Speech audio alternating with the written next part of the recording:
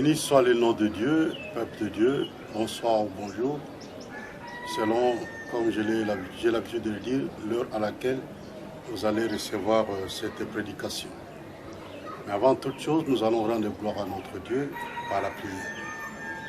Père éternel, nous bénissons ton nom, toi qui es le puissant de Jacob, toi qui es la mal cachée. Seigneur, je bénis chaque frère, chaque sœur qui va suivre ou qui a l'habitude de suivre cette non-prédication, que ces frères, que cette sœur soit bénie au nom de Jésus. Je viens déprogrammer tout ce que l'ennemi a planifié contre mes frères et sœurs en Christ et je proclame le retour à l'expérience avec dégâts total et effet immédiat. Soyez bénis, car c'est la bénédiction de l'Éternel qui enrichit et Dieu ne l'a fait sous aucun chagrin. J'en vais déprogrammer tout ce que l'ennemi a planifié contre vos vies. Je déprogramme cela et je proclame le retour à l'expéditeur avec dégâts total et effet immédiat. Et cela au nom du Christ sans arrêt. Vous ne mourrez pas, vous vivrez et vous raconterez les œuvres d'Éternel. Au nom de Jésus, Amen. Que le sang de Jésus soit votre protection. Que Jésus soit votre protection. Lui qui est la résurrection et la vie, quelle que soit la maladie qui peut t'attraper, je déclare que c'est par ces maîtresses que nous sommes guéris et le châtiment qui nous donne la paix est tombé sur lui. Au nom de Jésus, Amen. J'en vais tout de suite faire la lecture de la parole de Dieu. Dans Genèse chapitre 26, nous commençons le tout premier verset. Il est dit ceci: il y eut une famine dans les pays, outre la première famine qui eut lieu du temps d'Abraham, et Isaac alla vers Abimelech, roi des Philistins à Guérar. L'Éternel lui apparut et dit: ne descends pas en Égypte, demeure dans le pays que je te dirai. Donc ici nous voyons des éléments qui se reproduisent, des éléments similaires, identiques, qui se sont produits dans la vie d'Abraham et qui se reproduisent dans la vie d'Isaac. Nous constatons cela. Nous voyons, quand vous lisez ce passage, vous allez voir qu'Abraham a menti devant le roi Abimelech, si je ne m'abuse, et Isaac aussi à son tour, plusieurs années après, mentira devant le roi que voilà, Rebecca n'est pas ma femme, Rebecca est ma sœur. L'un des sous-thèmes que nous allons aborder ce soir, c'est celui-là. Écoute ce que la Bible dit au verset 2. L'Éternel lui apparut et dit: ne descends pas en Égypte. L'Éternel apparut à Isaac et dit à Isaac: ne descends pas en Égypte. Il t'est interdit de descendre en Égypte. Dieu avait interdit à Isaac de ne pas aller en Égypte. Voilà, nous allons découvrir pourquoi Dieu le lui a interdit. L'Éternel lui apparut et dit: ne descends pas en Égypte, demeure dans le pays que je te dirai. Et là, nous sommes en train de voir Dieu qui dit à Isaac: ne descends pas en Égypte, reste dans le pays que je te dirai. Donc Dieu veut donner, n'est-ce pas? Dieu veut que Isaac soit connecté, qu'Isaac soit soumis, qu'Isaac puisse comprendre, qu'Isaac puisse suivre la voie de Dieu, seule la voie de Dieu. Il dit ceci: ne descends pas en Égypte, demeure dans le pays que je te dirai. Ici, c'est l'orientation que Dieu donne. Dieu donne l'orientation, Dieu donne la direction à Isaac. La direction et l'orientation qu'Isaac doit suivre. Dieu donne une localisation là où Isaac doit s'établir. Dieu donne cette localisation, cette orientation, cette direction à Isaac. Voilà, un homme de Dieu, un enfant de Dieu, doit, n'est-ce pas, être à l'écoute de Dieu pour écouter ce que Dieu lui dira. C'est-à-dire que même là où tu dois bâtir ta maison, il faut que Dieu te donne des orientations. Là où tu dois bâtir ta petite maison, ta grande maison, là où tu dois bâtir ton travail, par exemple, dans les cadres privés, dans ce que nous appelons, oh là là, qu'est-ce que nous appelons ça encore? Ça va venir, dans l'informel. Donc il faut que Dieu te dise, si réellement tu es un enfant de Dieu, il faut que Dieu te donne une orientation. Et si Dieu te donne une orientation, tu obéis à cette orientation, je te dis, tu verras des conséquences positives dans ta vie. tu verras la main de Dieu, tu verras la bénédiction de Dieu. Je vais aussi dire, si c'est Dieu qui te dit qu'il faut faire telle ou telle chose, telle ou telle promesse, et si tu obéis à la voix de Dieu, tu verras des conséquences positives. Tu verras la main de Dieu, tu verras la bénédiction de Dieu. Donc, il faut obéir à l'orientation. À l'orientation, à la direction. Quand Dieu te fixe un endroit, il faut obéir. Et la Bible dit, il dit, demeure dans les pays que je te dirai. Donc, Dieu lui dit, je te dirai là où tu dois demeurer. Bisika yo ko fanda, nganzame na kulakisa yo. Bisika yo ko tonga école na yo, hôpital na yo, dispensaire na yo, établissement na yo, nganzame na kulakisa yo. Obi ke soki ozeli nzamba lakisa yo, bisika yo ko sala musala, okomona loboko na nzambe, batu bakoloba que réellement cet homme, ses frères, cette sœur, en tout cas, nzambe oya sambelaka, aza nzambe oya solo. Donc, il dit, demeure dans les pays que je te dirai. Verset 3.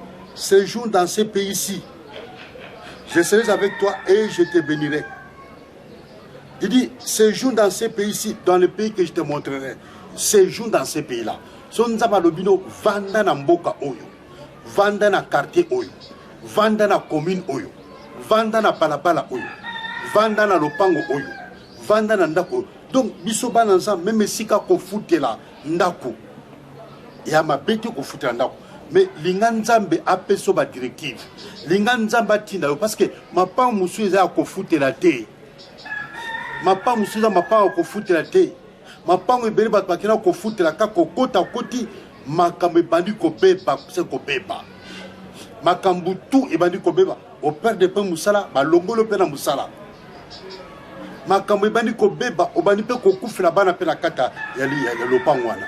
Obandi komona pe na kata lopangwana moi sinon azwaka bazemi facilement akonko bazemi non seza kolongwa parce que yo yoka ki directive nzambe te mais Isaac nzambe azobane séjourne dans ces pays-ci je serai avec toi donc ce que aussi bisika nzambe alaxio Dieu sera avec toi et quand Dieu est avec toi c'est la victoire parce qu'avec Dieu nous ferons des espoirs et il écrasera nos ennemis bien-aimés dans le Seigneur.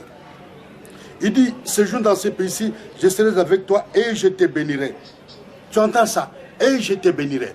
Ce que aussi bisika nzamba kolakisa nzamba ko pambola yo. Le boko na nkolo o pambola ka ezali kolo na yo. Le boko na nkolo ya nguya ekoza lo likolo na yo. Pe mutu moko moya asimba yo ekozala te parce que yo aussi. Bien-aimé dans le Seigneur, koto sans nzambe et amalamu. Nzamba lobino salaboy, nzamba peso ba directive. Obi yana batwe bele et sengla ki asala bilanga, mais yaki sa na bureau. Ako sa na bureau ako kemba. Ako seplate lokola balinga mosusu parce que ayoka ki mungongo na nzambe te. Koka mungongo na nzambe ya malamu. Tala par exemple Abraham ayoka ki mungongo na nzambe. Abinas alobina nandeko na ye Lot tala mabele yangoyo.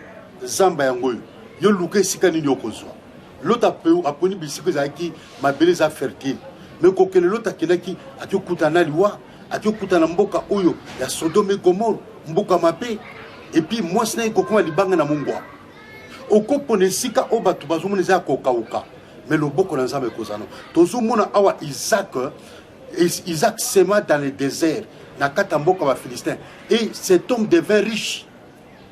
Mais parce que Nzamba Loba qui ne séjourne ici. Le quoi il y a tout ça qui est Nzamba Loba qui n'est que Fanda na kata mboka oyo. Nzambe na kopambola yo. Tomoni Isaac na kata désert. Ba kolomboka bazo kona. Bazo seme. Mais bazo zoé le côté. Na lobi le komoko. Nazo bazo azo seme. Malamoko Saint-Esprit le zo banangai. Na lo bande le koyo. La Bible dit que Dieu ne donne la semence qu'au semeur.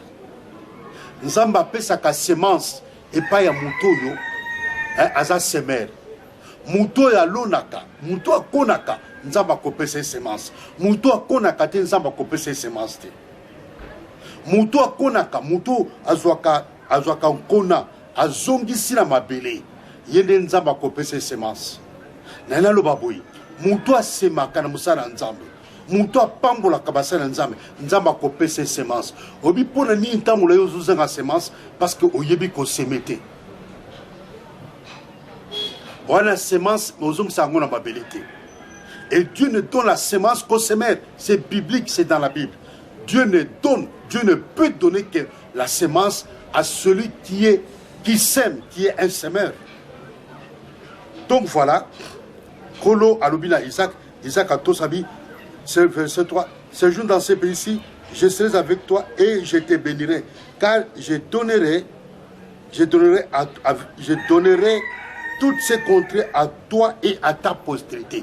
Abi le sokyo tosi ko vani na mboko na zola chayo omoni etena mabele nyonso oyo na kopesa ngona na descendance na yo na bana na yo na kopesa ngona yo pe na bana na yo sokyo tosi ya onzo mona yana bato mususu bato sa mungongo na nzambe koko na bango to sa mungongo na nzambe banda koko na bango tilelo génération lelo bazaka kapambolama parce que koko na bango ayebaka nzambe koko na bango ayebaka koto sel bona nzambe parce que koko na bango c'était un semeur et Dieu lui donnait la semence.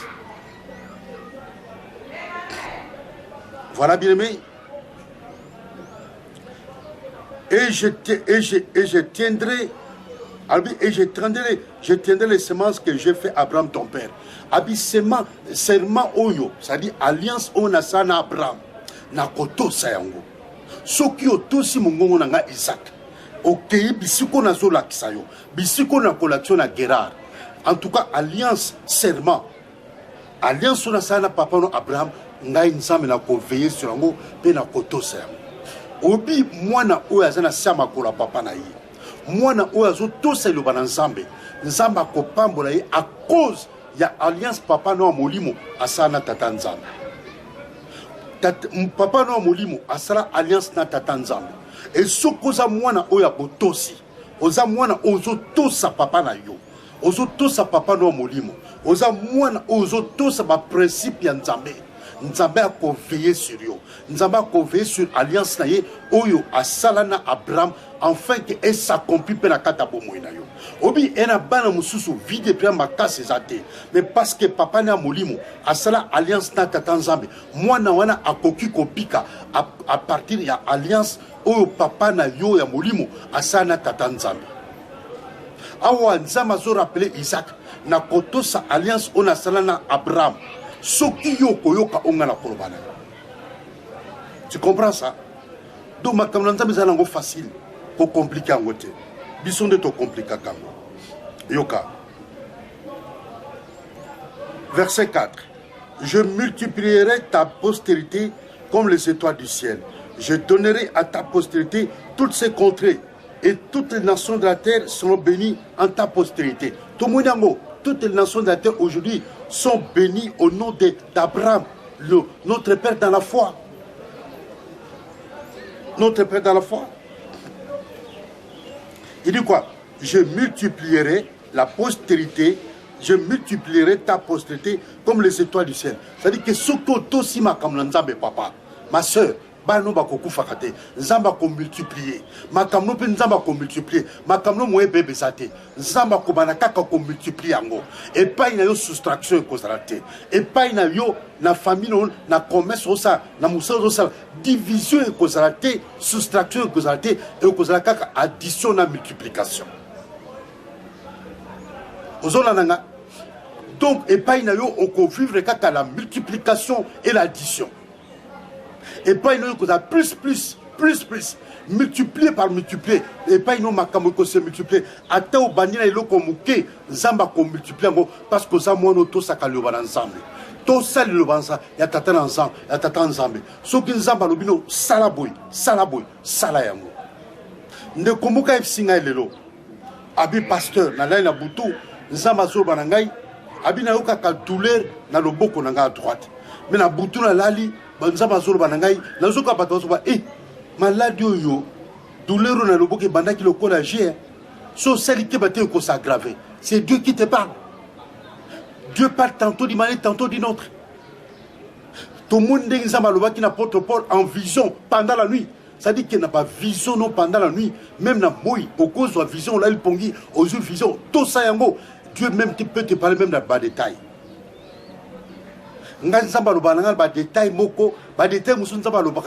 Je dis, mais Seigneur, franchement, tu me connais.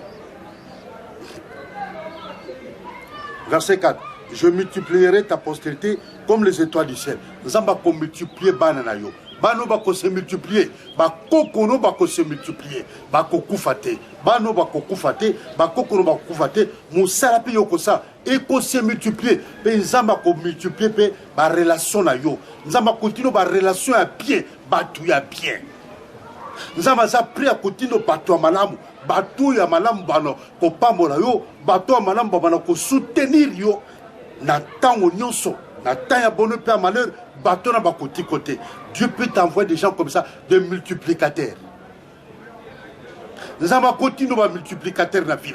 Et vie peut basculer positivement, vie peut comme qui tourne à l'église. Oh. Verset 5. Il dit, verset 4 d'abord, il dit, je donnerai à ta postérité toutes ces contrées. Abina kopes na postérité na yo. Soki yo to singai na lakis na o kein bisiko na kolakisa yo. O ke ko na bisiko na kolakisa yo arobini. Je donnerai à ta postérité toutes ces contrées. Na kopes na postérité no ba contrées nyonso oyo. Et toutes les nations de la terre seront bénies en ta postérité. Abi ba nation no sa semo ya mo oyo. Ba kopambola mana kombo na yo. Na kombo ya postérité na tozomona. Le Dieu de Pambola, le Dieu d'Abraham, le Dieu d'Isaac, le Dieu de Jacob. Abraham, sa postérité, c'est Isaac. C'est Jacob. Parce que Jacob est le petit-fils d'Abraham. Aujourd'hui, les 12 tribus d'Israël, ce sont les fils de Jacob. Donc, c'est que Dieu avait dit à Abraham que va-t'en de ton pays, à Bimisabi. Donc, postérité, nous allons les étoiles du ciel. Mais quand on a étoile. Ça sera le nom de ta postérité. Si tu peux compter les sables qui sont au bord de la mer, ça sera ta postérité. Et aujourd'hui, nous sommes la postérité d'Abraham par la foi. Parce que nous l'avions reçu comme Seigneur, nous avions reçu Jésus comme Seigneur et Sauveur. Donc, ipso facto, nous sommes la postérité d'Abraham. Donc, il est notre Père dans la foi.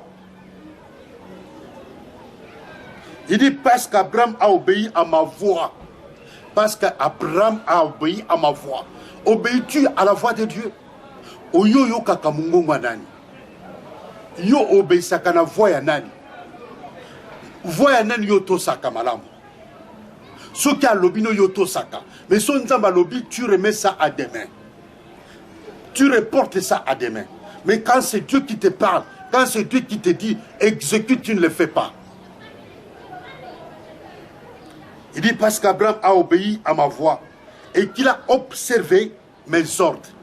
Est-ce que yo to saka mibe konanzame? Ba ordre nanzame auto sakango? Parce qu'il a obéi à mes ordres, à mes commandements, à mes statuts et à mes lois. Abraham a obéi à tout cela. Abraham a obéi à la voix de Dieu. Obéir à la voix de Dieu, l'unkoloba.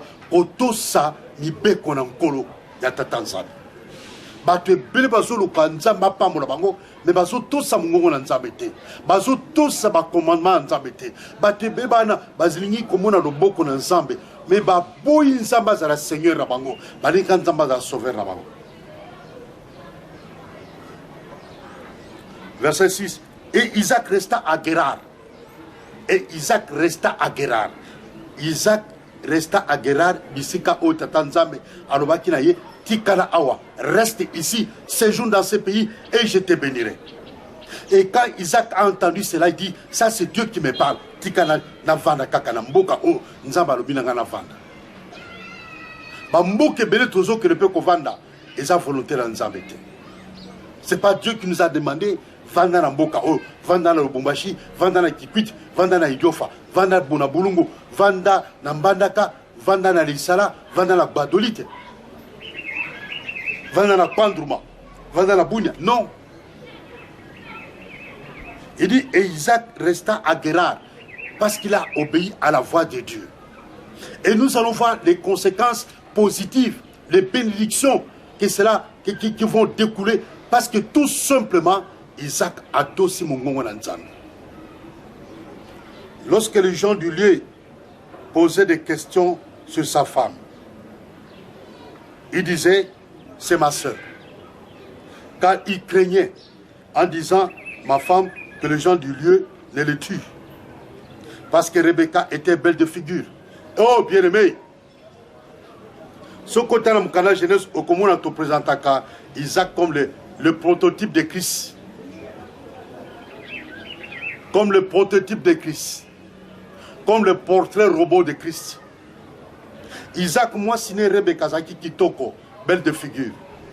Bon, tabaki na mboka ba Philistin oyo, na mboka o Gerar, roi ba Philistin, amoni Rebecca, asepe na kitoko na ye.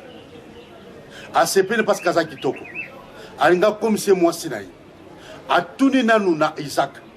Est-ce que Rebecca za moi sinon? Bible dit que Isaac a boyi. A boyi kondi ma que Rebecca za moi sinaï. Pourquoi? Parce qu'Azobanga babomaï. Parce qu'Azobanga babomaï. Et tout ce monde, à cause de cela, et la verset Yoka, Tokene, verset 8, comme son séjour s'est prolongé, il arriva qu'Abimelech, roi des Philistins, regardant par la fenêtre, vit Isaac, qui plaisantait avec Rebecca, sa femme. Tu entends ça? Il plaisantait, ça dit que Bazali Kosa Baché. Obi place moi c'est la mobile Bazali et Banakak, n'a pas regard, n'a pas geste, n'a pas acte, n'a pas reposé, n'a pas l'obité. Oikoé Banakak, bateau yo, Baza moi c'est la mobile. Et puis, roi Zaki na fenêtre anda kune, Azota Libanda, Amoni Isaac na Rebecca, Bazo Salabaché, Bazo Sakana, pour Sakana ya ba moureux. Nesikoyo, na verset 9, Bible dit, Abimelech fit appeler Isaac et dit, certainement, c'est ta femme. Comment as-tu pu dire, c'est ma sœur? Isaac lui répondit, j'ai parlé ainsi, de peur de mourir à cause d'elle. J'ai parlé ainsi, de peur de mourir à cause d'elle. Verset 10, et Abimelech dit, qu'est-ce que tu nous as fait? Qu'est-ce que tu nous as fait? Qu'est-ce que tu nous as fait? Peu s'en est fallu que quelqu'un du peuple n'ait couché avec ta femme et que tu nous aurais rendu coupables. Qu'est-ce que tu nous as fait? Abimelech, roi d'Abaphistan, Abina Isaac, qu'est-ce que tu nous as fait? Yoko singa que Rebecca za moi sinayote, nzokata za moi sinon, ngana mona frère de bozo sabager. Isaac a répondu à lui, oui. Il y a un verset 9. A répondu à répondre au verset 9. Isaac lui répondit, j'ai parlé ainsi de peur de mourir à cause d'elle. J'ai parlé ainsi de peur de mourir à cause d'elle. Abina loba ki bo parce qu'il a boya ki kokufa à cause de ma femme, à cause de sa beauté. Je vais m'attarder là-dessus. Isaac a boya kokufa à cause de sa femme. Mais Jésus est mort à cause de sa femme, à cause de son épouse. Jésus a préféré mourir. Jésus s'est fait malédiction. Jésus s'est appauvri pour nous enrichir. Jésus a pris nos infirmités. Jésus a pris nos péchés. Jésus a pris nos malédictions. Jésus a pris tout ce qui était péché, qui était à nous. Nous sommes sa femme, nous sommes son épouse, nous sommes sa fiancée. Jésus a wangana kibisote, le kola Isaac a wangani Rebecca. Yango bien me kangamana ensemble, mutako kiko wangana yo. Isaac a wangani Rebecca, mutako wangana yo. Mutako wangana yo. Pierre a wangana Jésus. Abi na yebiete, abi fille, na yebite makamnozoba. Je ne sais pas qu'est-ce que tu parles. Alors que le coq avait chanté, quelque temps après le coq chantait, va chanter. Yesaloba kinaye, okowanga nangai, sosa kolembala misato. Et avant sosa le okowanga nangai 3 fois. Pierre a wangana Jésus 3 fois. Tant sosa ekolela, Pierre a eko comprendre, mutako wangana yo. Isaac a wangani mwasi na ye. Tu présentais Isaac dans ta Bible. Bible présentait Isaac le portrait robot de Christ comme le porteur-robot, donc le prototype de Christ. Mais Isaac a wangana mwasinaye devant la mort. Abi, na kanisa ki boko bomangai. Je n'ai pas voulu mourir à cause d'elle. Mais Christ est mort à cause de nous. Jésus a pris nos péchés. Il est mort à cause de nos péchés. Et roi Lobinaye, makamni yo salibiso. Peuple nangai, parmi peuple nangai, moko peta linga zo moi sinayo a commissaire moi sinaye. Yo parce que yo kosingai. Tu vois, Christ n'a jamais menti, mais Isaac a menti parce qu'Azamutu. Parce qu'Azamutu. Mobala koko sayope. Mobala koko sayo. Ogi pe asura masanga muno habité, na belité. Martine, na belité. Nzoka ta uti komela. Mobala ko wanga na yo. Okange pe na téléphone penza. Asona likamu na ya wangani. Awangani. Bien-aimé dans le Seigneur, Isaac a wangana moi sinaye.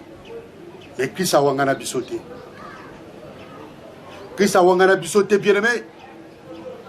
Na lingi bien-aimé, osala parmi les 5 femmes folles.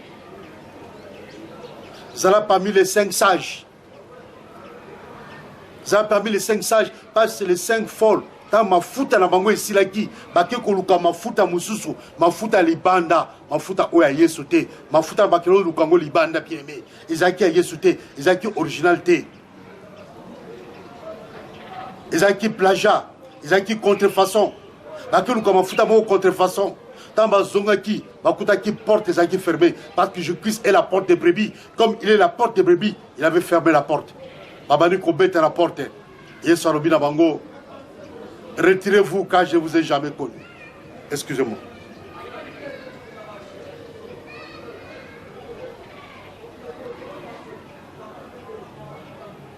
Bien-aimé, muta ko wanga na yo. Pasteur a ko wanga na yo. Apôtre a ko wanga na yo. Apôtre a ko wanga na yo.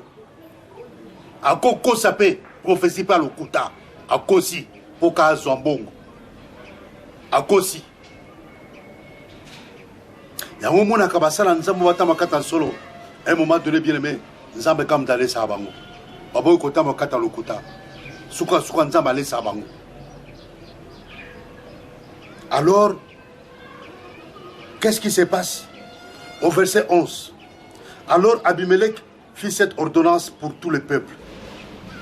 Il dit ceci: celui qui touchera à cet homme ou à sa femme sera mis à mort. Celui qui touchera à cet homme ou à sa femme sera mis à mort.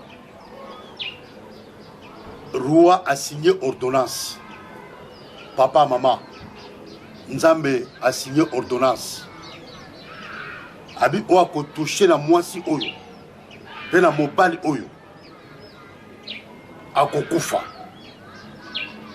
Celui qui touchera à cet homme ou à sa femme sera mis à mort. Ya omuni bato musu bato shaka bangote. Bato musu ko finga été, basala nza musu ko toucher été. Parce qu'elles ont mis à part par Dieu et pour Dieu. Ya onko la zoba wa Bible lobi, celui qui touchera à cet homme ou à sa femme sera mis à mort. Oh, ya omuni mwasi mosala nza ko toucher été. Mosala nza ko toucher été.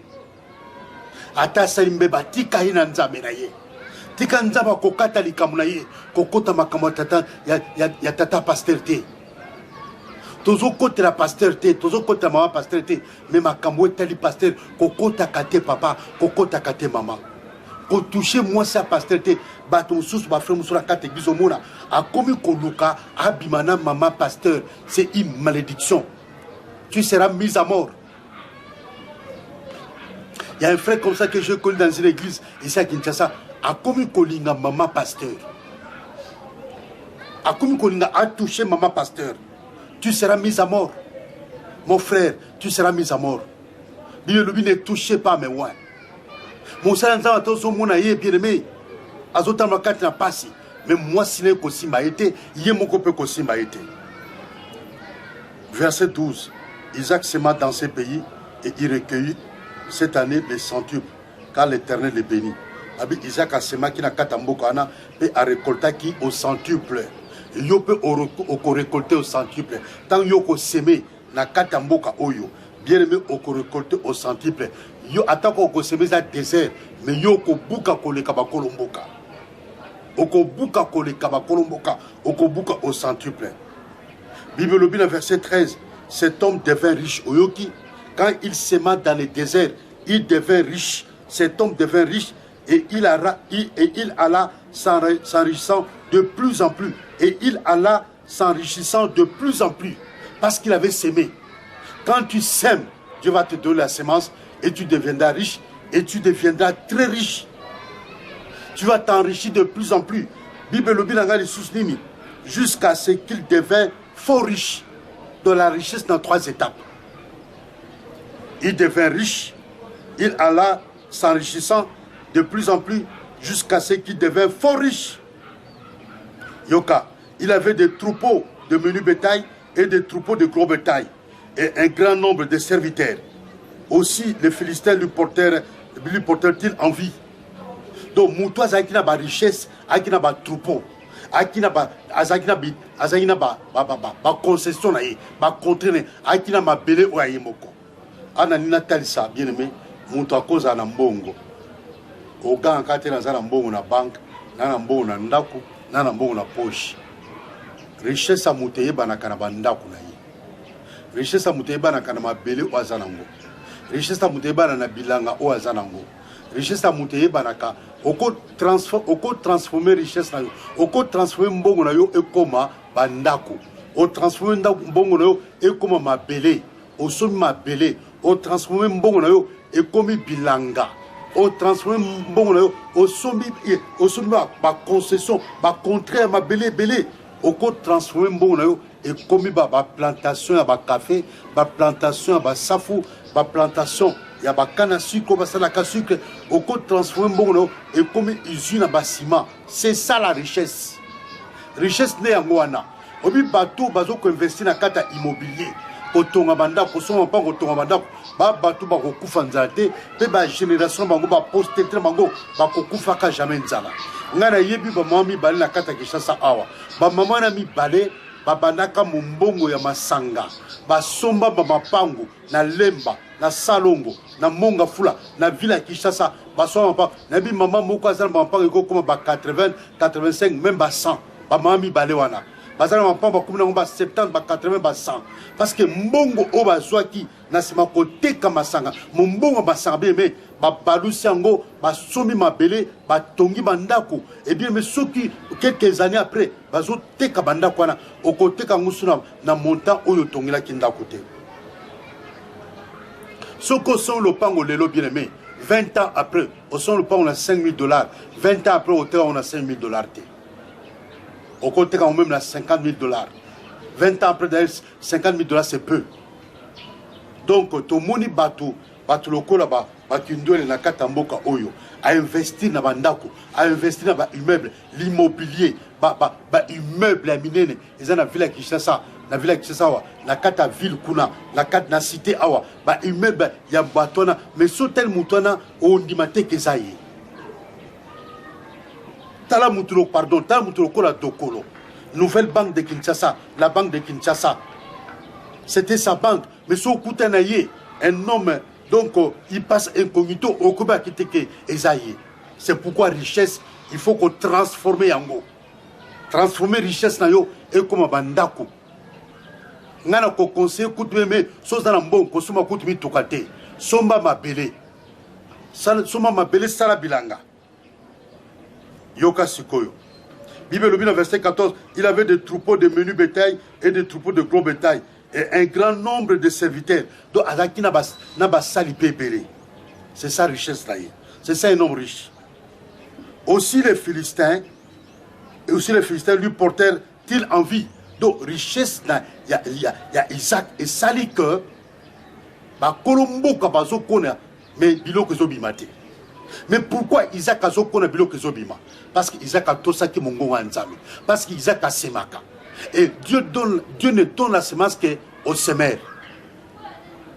Yababi boaka na tongo, boaka na midi, boaka na pourquoi? Parce que yebite o apekobima.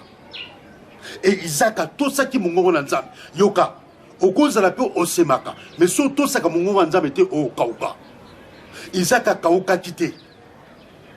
Isaac parce que tout ce qui m'a nzambe nzamba loba kine tala nzamba lobi Isaac tika na Gerar ateza désert tika na Gerar Isaac désert Gerar on nzamba zoba na Isaac tika na Gerar c'était un désert ba kolombo ka basala bilanga biloko bimakate ba bokola su ngombete ba bokola su memete ba bokola su tantabate ba bokola su elokote parce que Isaac désert matita kolesa libwele ezate mais tant Isaac aye abandi ko semer na kata désert nzamba abandi ko pambola ye biolobi il devient riche il alla s'enrichissant et il devient fort riche mais quand il est arrivé na kata mboka oyo na Gerar ayaki kana liloba azai kana liloba nzambe kaka ya mutu azaka na liloba nzambe katile deme komone mutu pamba te ko sekaite mutu ayebi parole de Dieu mutu avandi kata makomi les deux pieds na kata makomi mutu azo demeurer kata parole de Dieu ko sekata mukete.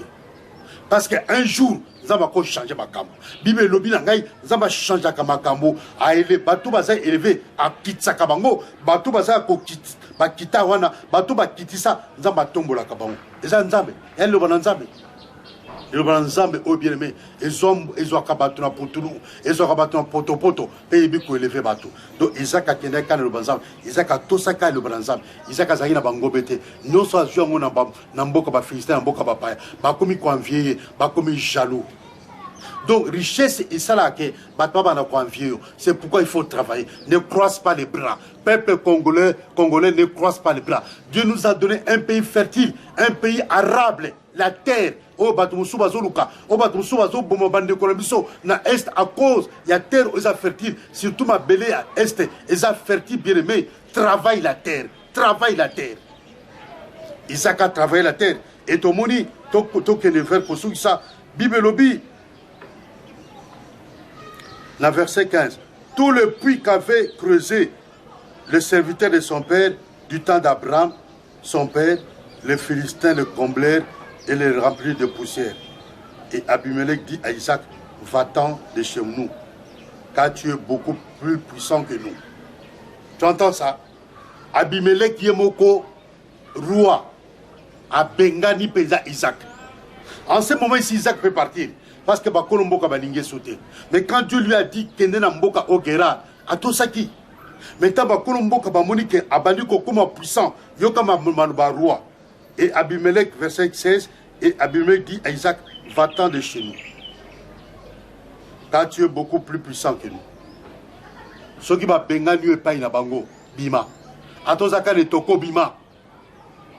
A tous ça les papa, Bima.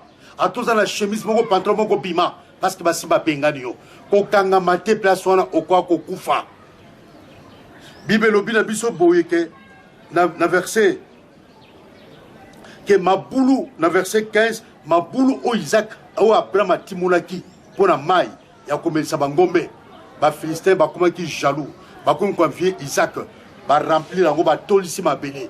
Mais Isaac a bimisa qui m'a belé no soana. A Timolaki sous ma boulouana. Pe roi Aïko Bengana, Isaac. Abi Fatan de chez nous, car tu es beaucoup plus puissant que nous. Tu vois, la sémence est rendue moutons puissants. La sémence, c'est celle qui bat pas comme jaloux naïe. À cause de la sémence. À cause de la sémence, bien-aimé, apprends à donner ta dîme. À celui qui te prêche la parole de Dieu, Nemoukana Galate et Lobi. Que celui qui t'enseigne la parole de Dieu, Obako Pambolaï. Pambola Oyo, à celui qui enseigne la parole de Dieu. Et Isaac, comme à Tosaki, Dieu lui a donné la sémence, il a sémé. La Bible dit qu'il récolta au centuple et il devint riche, il s'enrichissait, il allait en s'enrichissant et il devint fort riche. Et il devint puissant. Yoka verset 17. Isaac partit de là et campa dans la vallée de Gerar où il s'établit. Isaac creusa de nouveau le puits d'eau qu'on avait creusé du temps de qui? Du temps d'Abraham, son père, et qu'avait comblé les Philistins après la mort d'Abraham. Et il leur donna les mêmes noms que son père leur avait donné. Et il leur donna les mêmes noms. Ah, place au moins verset où il leur donna le même nom que son père leur avait donné. Ma bombe mami evani wana. Mystère evani na verset wana. Mystère evani na kata verset wana. Toko fungola mukolo mususu. Donc bien aimé dans le Seigneur, je conclus en te disant, apporte ta sémence. Koliaka nyon sauté. Beto moni awa, Isaka wangani Rebecca. Mukolo moko te tatanzamba kotika la wanga na biso. Mukolo moko te Yesu kotika la konga na biso. Me mutako wanga na yo. Moi sino ako wanga na yo. To mona basi ko wanga na mibali. Oba zalaka na mbongo bakweya. Moi sa komi na mobali mosusu. Wa komi na azape na mbongo. Me amoni mobali ya kala. Oya sila. Oba renyana ye. Ba bengi abina zoe ba yosusu te. Mutako wanga na yo. To muni ango awa na kata Bible. Isaka wanga ni Rebecca. Mais Yesu a boyi ko wanga na biso. Yesu a kufa na biso. Il est mort pour nous. Il est allé jusqu'à la croix. Ba fingi ba cholier. Ba sopele so inanzoto. Nelongi. Ba sopele ba zelo nanzoto. Ba maltete ba latie couronne bepine. Pona yonanga. Mais mukolo moko te Yesu wanga na biso. Na couronne bepine les okota bepine les okota. Ba sende zokota lokola ba sete ezobimisa makila. Ba chubie na mupanzi epé makila ezobima. Ba bete ba sete na maboko pe na makolo. Mais Yesu atikala ko wanga na biso te. Isaka koma ki na étape wana te. Ya ba sete na makolo. Isaka koma ina be étape te ke epé na mupanzi na ye makila bimi na mai. Isaka ba latsa ke couronne de pinte. Pona Rebecca, mais Isaka wanga ni Rebecca. Isaac va chola qui était ba finga qui était ba memisa qui est croité. Isaac va se moka qui na yete. Ba ko e comment qui na niveau na te. Kaka mutuna pamba ba tuna ki.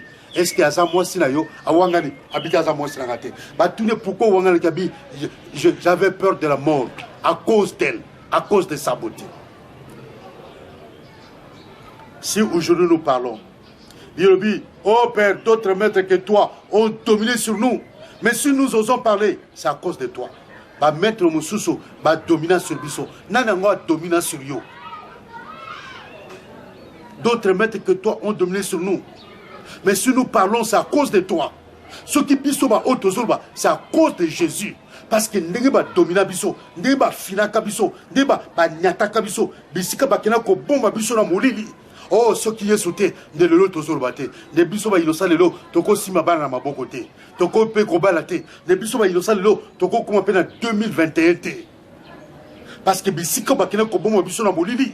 Ba maître oyo bazali ko konza biso ba ndoki. Bisika bakanga biso, o ba lia biso, ba tia biso na molili na ténèbres bien aimé. Ce qui est sauté. Oh Nkolo, merci Seigneur. Parce que tu es mort pour nous, papa. Quel est ce maître qui règne sur toi? D'autres maîtres que toi ont dominé sur nous. Nanango ont dominé sur nous. Nanango a dominé sur nous. Tala Yesu. Madame Yesu a dominé sur nous. Car chacun est esclave de ce qui a triomphé de lui. Tigete Yesu a triomphé sur mon vie na yo. Tigete Yesu a triomphé na vie na yo. Onyo samabe elongwa. Yesu a le seul maître. D'autres maîtres que Jésus ont dominé sur nous. Mais le lo baza wapi. Le lo bakima biso baza wapi. Bien-aimé dans le Seigneur, va mettre tout au bas dominer yo. Naeko piko la bango, naeko bois comme katamoto. Naeko kata bango, pe montre ensemble et ziksa et construire kasemo bakoya, bakufa, bazika, bakoya, bakufa, bazika, bakoya, bakufa, bazika. Nous ne sommes que au mois de janvier. Toza na mois de janvier. Le lot toza jeudi le 14 janvier 2021. Mikolizane est belé. Totika il a 11 mois et 2 semaines pour te commander le 31 décembre 2021, bien aimé. Donc tu as tout le temps devant toi. Tu as tous les jours devant toi. Tu as tout le temps. Donc cette année, tu n'as pas droit à l'échec. Qu'on présente un échec. Bilan yo koya ko présenter ngati ke pasteur tala na meka ki na koraïté té toza les bandelambula zwa conscience lamuka zwa conscience na bien mon colonie yo ko zwa conscience yo lingi diable abebi son ndenge nini po yo zwa conscience yo lingi nini ebeba na kata vie na yo ya vie ya famille po yo zwa conscience telema tokomi pratiquement na suka matin na biso na nina prier pour na bato oyo na bayamba Yesu. On va répéter Simananga. Seigneur Jésus, me voici devant toi. Je suis un homme pécheur. Je suis une femme qui a péché, qui a beaucoup péché. J'ai beaucoup péché dans ma vie. Mais aujourd'hui, je comprends ta parole. Je compris ta parole. Je compris que c'est toi qui es Dieu. C'est pourquoi je viens au-devant de toi. Pour te demander pardon. Et je confesse tous mes péchés. Seigneur, pardonne-moi tous mes péchés, toutes mes iniquités. Toi qui as dit, vous tous qui êtes fatigués et chargés, venez à moi et je vous donnerai du repos. Toi qui as dit, déchargez sur moi de tous vos soucis, car moi seul je prendrai soin de vous. Seigneur, je viens me décharger sur toi, Seigneur. Prends tous mes fardeaux, prends tous mes péchés. Pardonne-moi tout péché, toute iniquité. Car le salaire du péché, c'est la mort. Mais le don gratuit de Dieu, c'est la vie éternelle en Christ. Tous ont péché et sont privés de la gloire de Dieu. Je comprends pourquoi je suis privé de la gloire de Dieu. Parce que j'ai péché. Seigneur, lave-moi avec le sang précieux de la vie de Dieu. Je te reçois dans ma vie comme Seigneur et Sauveur. Écris mon nom dans le livre de vie. Merci Père parce que tu m'as accepté comme ton fils. Seigneur, je te reçois comme mon Père. Tu es mon Père à jamais. Tu es mon Dieu à jamais. Merci Père d'écrire mon nom dans le livre de vie. Merci Père infiniment. Au nom de Jésus. Amen. Bye, ciao. Au revoir.